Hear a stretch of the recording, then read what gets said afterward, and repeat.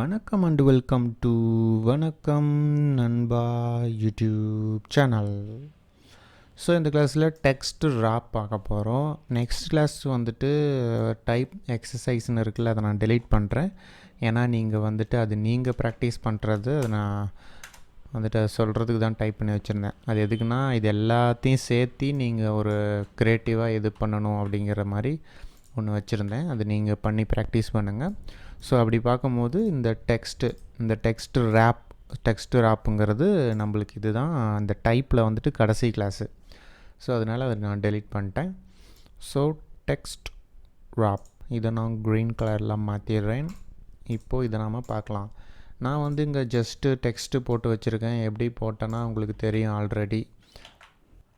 ஒன்று டெலீட் பண்ணிவிட்டு போட்டு காட்டுறேன். ஜஸ்ட் இந்த மாதிரி கிளிக் பண்ணி இழுத்தா போதும். அதுக்கப்புறம் இதை சைஸை பெருசு பண்ணிக்கலாம், சின்னது பண்ணிக்கலாம், கேப்பு இது பண்ணிக்கலாம். அப்புறமேட்டுக்கு இந்த மாதிரி ஃபில் பண்ணிக்கலாம், மேலே கீழே ஃபில்லிங்ஸ். ஸோ இந்த மாதிரி நியூஸ் பேப்பர் இல்லை ஏதோ ஒரு புக்கு பேப்பர் இருக்குதுன்னு வச்சுக்கோங்க. டெக்ஸ்ட் ரேப்னால் நம்ம இதில் ஏதாச்சும் இப்போது பேசிகிட்டு இருக்காங்க. இதில் சம்திங் ஏதோ அந்த ஐஃபில் டவரை பற்றி பேசுகிறாங்கன்னு வச்சுக்கோங்களேன். இதெல்லாம் பார்த்தீங்கன்னா இந்த இமேஜ் தான். இதெல்லாம் வெக்டர் இமேஜ் தான், பிஎன்ஜி கிடையாது, வெக்டர் இமேஜ். ஸோ இதை வெக்டராக இருக்கிற பட்சத்தில் இதை நாம் இந்த மாதிரி பண்ணலாம். இப்போ நான் பண்ணுறது நீங்களும் பண்ணி பார்க்கலாம். ஸோ இந்த ஐஃபில் டவரை இங்கே நான் வைக்கிறேன். ஓகேங்களா? ஐஃபில் டவரை இது ஏதோ ஒரு டவர் வச்சுருக்கேன். ஸோ இப்போது இந்த பேரால் இந்த டவரை பற்றி பேசுகிறாங்க அப்படின்னா இது எப்படி இருக்கும்? இதில் கேப் இருக்கும். ஸோ இந்த மாதிரி கூட வைப்பாங்க. இந்த மாதிரி இங்கே இதில் டெக்ஸ்ட்டு அதில் மோதாமல் இருக்கும். அப்படி மோதாமல் இருக்கிறது எப்படி பண்ணுறாங்க? ஒன்றா இதை கிளிக் பண்ணி உள்ளே போயிட்டு இந்த மாதிரி ஸ்பேஸ் கொடுத்து, இவ்வளோ ஸ்பேஸ் கொடுத்து, அதுக்கப்புறம் அடுத்த பேராக போயிட்டு, அதுக்கப்புறம் இதை ஸ்பேஸ் கொடுத்து இந்த மாதிரி பண்ணுறாங்கன்னு நினைக்கிறீங்களா? கிடையவே கிடையாது. ரொம்ப சிம்பிளாக பண்ணுறாங்க. அது எப்படின்னு பாருங்கள்.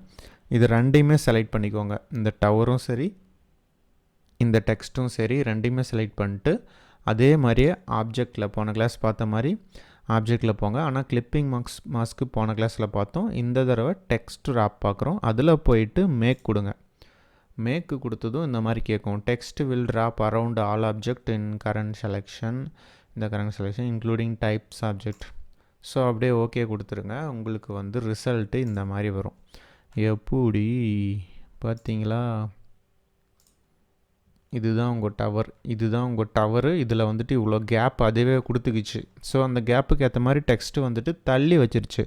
அந்த டெக்ஸ்ட்டு மறைஞ்சு போகல, தள்ளி வச்சிருச்சு. ஸோ இப்போ எல்லாம் படிப்பாங்க, நியூஸ் பேப்பர் படிக்கும்போது, இந்த டவர் இவ்வளோ நீட்டமாக இருக்குது, இது மேலேருந்து குதிச்சா அவ்வளோதான், மண்டையை போட வேண்டியதான் அப்படின்னு எல்லாம் வச்சுருப்பாங்க. ஸோ அந்த இமேஜ் டெக்ஸ்ட்டை டிஸ்டர்ப் பண்ணாது, தள்ளி வச்சிருச்சா? சரி, ஓகே. இப்போதைக்கு நான் இந்த டெக்ஸ்ட்டில் இதை நான் நவுத்தி வச்சிட்றேன். இப்போ இதில் இன்னொன்று தெரிஞ்சுக்கோங்க. இப்போ இதுக்கு இந்த டவரை விட பெருசாக இந்த சிலை இருக்குது அப்படின்னு இந்த பேரால் சொல்கிறாங்கன்னு வச்சுக்கோங்க. அப்போ இந்த இடத்துல அந்த சிலை வருதுன்னு வச்சுக்கோங்க. திரும்ப அந்த சிலையை தூக்கி போடும்போது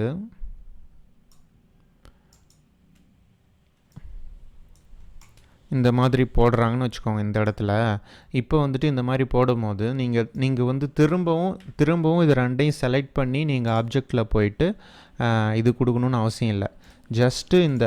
ஜஸ்ட்டு இந்த சிலையை மட்டும் செலக்ட் பண்ணிட்டு ஆப்ஜெக்டில் போயிட்டு டெக்ஸ்ட் ராப்பில் போயிட்டு மேக் கொடுத்தீங்கன்னா உங்களுக்கு ஆட்டோமேட்டிக்காக உங்களுக்கு அது எடுத்துக்கும். ஏன்னா இது ஆல்ரெடி இந்த பின்னாடிக்கிற டெக்ஸ்ட்டு நம்மளுக்கு அந்த ஃபார்மேட்டில் தான் இருக்குது. ஸோ அந்த ஃபார்மேட்டில் தான் இருக்குது, அதனால பிரச்சனை இல்லை. இப்போ உங்களுக்கு தோணும், இது ரொம்ப ரொம்ப கேப்பு விடுதேப்பா, இந்த கேப்பை எப்படிப்பா சரி பண்ணுறது அப்படின்னு யோசிப்பீங்க. ஜஸ்ட்டு எதை நீங்கள் அப்படி மாற்றணுமோ அதை செலக்ட் பண்ணுங்கள். ஸோ அந்த கேப்பை மாற்றணுன்னா அதை செலக்ட் பண்ணிட்டு திரும்ப ஆப்ஜெக்டில் டெக்ஸ்ட் ராப்பில் அதில் கீழே பார்த்தீங்கன்னா ரிலீஸ் இருக்கும், டெக்ஸ்ட் ராப் ஆப்ஷன் இருக்கும். ஆக்சுவலாக ரிலீஸ்னால் என்னென்னு கேட்டிங்கன்னா, இப்போ எப்படி மேக் கொடுத்தோமோ அதுக்கு ஆப்போசிட் தான் ரிலீஸு. இப்போ நான் ரிலீஸ் கொடுத்தேன்னு வச்சுக்கோங்களேன், பழைய மாதிரி மாறிடும். ஸோ நான் இப்போ மேக் கொடுத்துக்கிறேன் மறுபடியும். ஏன்னா நான் அது சொல்லி கொடுக்கணும் உங்களுக்கு அந்த கேப் எப்படின்ட்டு. ஸோ மேக் கொடுத்துட்டு டெக்ஸ்ட் ராப்பில் கீழே 3வது ஆப்ஷனாக இருக்கிற டெக்ஸ்ட் ராப் ஆப்ஷன் இருக்குது பார்த்தீங்களா, அதுதான் செட்டிங்கு. அதோட செட்டிங்கு அதை கிளிக் பண்ணிங்கன்னா இங்கே பார்த்தீங்கன்னா உள்ளே பார்த்தீங்கன்னா ஆஃப்செட் வந்து 6 பாயிண்டில் இருக்குது. கீழே வந்துட்டு ப்ரிவியூ ஆப்ஷனை அழுத்திக்கிறேன். அப்போ தான் நாங்கள் சேஞ்ச் பண்ணும்போது உங்களுக்கு இங்கே தெரியும். இப்போ இந்த 6 பாயிண்ட்டை வந்துட்டு பாதி கம்மி பண்ணுறேன். 3ன்னு மாற்றி ஓகே கொடுக்குறேன். இங்கே பார்த்தீங்களா பாதி குறைஞ்சிருச்சு. ஸோ நான் இப்போ இன்னும் குறைக்கணும் அப்படின்னு எனக்கு தோணுதுன்னா திரும்ப போயிட்டு இந்த ட்ராப் டவுனை கம்மி பண்ணிங்கனாலும் உங்களுக்கு வரும். இந்த டவுன் ஆரோவை கிளிக் பண்ணிங்கனாலும் உங்களுக்கு வரும். நீங்கள் இது பண்ணுறது மூலமாக நீங்கள் ஸ்ட்ரைட்டாக பார்த்துக்கலாம். இப்போ ப்ரிவியூ கொடுத்துட்டு நீங்கள் இதை ஒன்று ஒன்று அழுத்தி பார்த்தீங்கன்னா உங்களுக்கு ஈஸியாக தெரியும். நீங்கள் ஓகே கொடுத்துட்டு திரும்ப திரும்ப வரத்துக்கு இந்த ஆரோவை கிளிக் பண்ணிட்டீங்கன்னா உங்களுக்கு திரும்ப திரும்ப அங்கே போய் வர தேவையில்ல. இப்போ இந்த ஏஎல்ஐ இந்தாண்ட வந்துடுச்சு. ஸோ அதனால் ஒரு பாயிண்ட் இன்க்ரீஸ் பண்ணுறேன்னா எனக்கு கரெக்டாக வந்துடுது. ஸோ இது ஒன்று அட்ஜஸ்ட்மெண்ட் வந்துட்டு இதுக்கு பண்ணிக்கலாம். அதே மாதிரி இதுக்கு மறுபடியும் இப்போ அந்த டவரை செலக்ட் பண்ணி ஆப்ஜெக்டில் போயிட்டு டெக்ஸ்ட் ராப்பில் ஆப்ஷனில் போகணுன்னு வச்சுக்கோங்களேன், எனக்கு 6 இருக்கும். ஏன்னா இதுக்கு ஒரு செட்டிங்கு, இந்த சிலைக்கு ஒரு செட்டிங்கு. ஸோ அதனால் நம்ம இதுக்கு தனியாக வச்சுக்கலாம், அதுக்கு தனியாக வச்சுக்கலாம். இந்த மாதிரி இதுக்கு வச்சுட்டு ஓகே கொடுத்தோம்னா நம்மளுக்கு வந்துடும். ஸோ இப்போ இன்னொரு மெத்தடு நான் சொல்கிறேன். இப்போ இதை வந்துட்டு எனக்கு இந்த இடத்துல வேணாம்பா, எனக்கு இந்த இடத்துல எல்லாமே எனக்கு இந்த மூலையில் இருக்கணும், இதை நான் திரும்ப கீழே கொண்டு வரணுன்னா நான் திரும்ப ஆப்ஜெக்ட் போயிட்டு டெக்ஸ்ட் ராப் போயிட்டு ரிலீஸ் கொடுத்துட்டு தான் வரணுமானா கிடையவே கிடையாது. ஜஸ்ட்டு சிலையை செலக்ட் பண்ணுங்கள், தரன்னு இழுத்துட்டு வந்து இங்கே வச்சுருங்க, அவ்வளோதான். அது ஆட்டோமேட்டிக்காக மாறிடும். இப்போ பாருங்கள் மேஜிக்கை, இதை அப்படியே பெருசு பண்ணி இந்த பக்கம் நான் வச்சிட்டேன். எப்படி? ஸோ இந்த மாதிரி வேறு லெவலில் உங்களுக்கு வந்து ஆப்ஷன் கொடுக்குது. ஸோ நீங்கள் வந்துட்டு நவுத்திட்டு போயிட்டே இருக்கலாம். அதே மாதிரி இதை நவுத்த முடியாதுன்னு நினைக்கவே வேணாம், இதையும் நவுத்தலாம், எல்லாத்தையுமே நவுத்தலாம்.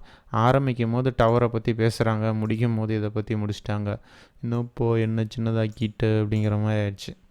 ஸோ இது வந்துட்டு கேப் அதிகமாக இருக்குது அப்படின்னா அங்கே போயிட்டு டுவாயிங் 2 பாயிண்ட் வச்சு நான் ஓகே கொடுக்குறேன். இப்போ எனக்கு கரெக்டாக இருக்குது. அவ்வளோதாங்க, வேலை முடிஞ்சிச்சுங்க. அதே மாதிரி இந்த பேரா இந்தாண்டா நீங்கள் போட்டுடலாம். அதுக்கேற்ற மாதிரி இங்கே பார்த்தீங்கன்னா உங்களுக்கு ஆட்டோமேட்டிக்காக இதுவும் அட்ஜஸ்ட் ஆகுது. நீங்கள் வந்துட்டு டெக்ஸ்ட்டு ஒரு தடவை நீங்கள் இந்த ஆப்ஜெக்ட்டுக்கு அப்ளை பண்ணிட்டீங்கன்னா நீங்கள் என்ன டெக்ஸ்ட்டு போட்டாலும் உங்களுக்கு ஆட்டோமேட்டிக்காக நவுத்தி கொடுத்துரும். அதெல்லாம் ஒன்றும் பிரச்சனையே இல்லை. ஸோ இங்கே பார்த்தீங்கன்னா உங்களுக்கு அற்புதமான ஒரு பேஜ் உங்களுக்கு கிடச்சிருச்சு. புக்கிலலாம் இந்த மாதிரி தாங்க பேஜ்லாம் ரெடி பண்ணுறாங்க. நீங்கள் எந்த மாதிரி வேணாலும் நீங்கள் பண்ணலாம். ஆனால் அந்த ஆப்ஜெக்ட் வந்துட்டு இந்த மாதிரி வெக்டர் ஃபார்மேட்டில் இருக்கணும், பீசஸ்லாம் வெக்டரில் இருக்கணும். ஸோ அது மட்டும் பார்த்துக்கோங்க. வெக்டரில் இருந்துச்சுன்னா தான் அந்த டெக்ஸ்ட் ட்ராப் பண்ணும்போது இந்த மாதிரி எடுத்துக்கும். சில பேருக்கு வந்துட்டு இது அப்படியே பாக்ஸ் மாதிரி ஆயிரும். அது ஏன்னா அது ஜேபெக்கில் இருக்கும், இல்லை பிஎன்ஜியில் இருக்கும். அந்த மாதிரின்னா டெக்ஸ்ட்டு தான் இது இங்கே ஒரு பாக்ஸ் தெரியுது பார்த்தீங்களா, இந்த பாக்ஸுக்குள்ளார டெக்ஸ்ட்டே வராது. பிஎன்ஜி இருந்துச்சுன்னா ஜேபெக்காக இருந்துச்சுன்னா. அதனால் வெக்டராக இருக்கான்னு பார்த்துக்கோங்க. இல்லைனா க்ரோமில் போயிட்டு நீங்கள் டவுன்லோட் பண்ணுங்கள், வெக்டர் இமேஜ் டவுன்லோட் பண்ணி டெஸ்ட்டு பண்ணுறதுக்கு ஒரு ட்ரைனிங்காக நீங்கள் வேணால் பண்ணி பாருங்கள். ஏன்னா வெக்டர்னால் உங்களுக்கு தெரியும், இதில் ஒன்று இந்த சாஃப்ட்வேரில் க்ரியேட் பண்ணுவாங்க, இல்லைனா வந்துட்டு இந்த மாதிரி பீசஸாக க்ரியேட் பண்ணுறது தான் வெக்டர் ஃபார்மேட்டு. ஸோ என்ன எக்ஸாம்பிளுக்கு நம்ம இதுக்குள்ளார இப்போ நான் ஸ்டார் ஒன்று க்ரியேட் பண்ணுறேன்னு வச்சுக்கோங்களேன். இந்த ஸ்டார் வந்துட்டு வெக்டரா, இதுக்கு வந்துட்டு நான் ஒரு டார்க் க்ரீன் கொடுத்துக்கிறேன். இப்போ நான் இந்த டார்க் க்ரீனை கொண்டு வந்து இந்த இடத்துல வச்சுக்கிறேன். இப்போ நான் இதை வந்துட்டு ஆப்ஜெக்டில் போயிட்டு டெக்ஸ்ட் ராப்பில் மேக் கொடுத்தேன்னு வச்சுக்கோங்களேன், எனக்கு வந்துட்டு இது நவுத்தி விட்ருச்சு. ஸோ அதுக்கேற்ற மாதிரி அட்ஜஸ்ட் ஆகும். ஸோ அந்த மாதிரி தான் வெக்டரை வந்துட்டு அதை எடுத்துக்கும். ஸோ டெக்ஸ்ட் ராப்பு இது தான். இதை வச்சு நீங்கள் அற்புதமான செயல்கள் செய்யலாம், செஞ்சு பாருங்கோ. ஸோ டெக்ஸ்ட் ராப்பும் இத்துடன் முடிந்து விட்டது. டைப் அப்படிங்கிறது இத்தோட ஃபுல்லாகவே முடிஞ்சிருச்சு. நம்ம டைப்பையும் எல்லோவாக மாற்றிடலாம். ஸோ இந்த சாப்டர் முடிஞ்சிருச்சு. அடுத்த சாப்டரில் நம்ம என்ன பார்க்க போகிறோம்னா சில அட்வான்ஸ் டெக்னிக்ஸ் நான் சொல்ல போகிறேன். அந்த அட்வான்ஸ் டெக்னிக்ஸை வச்சு நீங்கள் நிறைய அற்புதங்களை செய்யலாம் இந்த இல்லுஸ்ட்ரேட்டரை வச்சு. அதெல்லாம் பண்ணிவிட்டு நம்ம இந்த சாஃப்ட்வேரோட டுட்டோரியலை நம்ம செஷன் 1 நம்ம முடிக்க போகிறோம். ஸோ அந்த அட்வான்ஸ் டெக்னிக்கை வந்துட்டு நாம் இனிமேல் வர கிளாஸில் நாம் பார்க்கலாம். So thank you friends.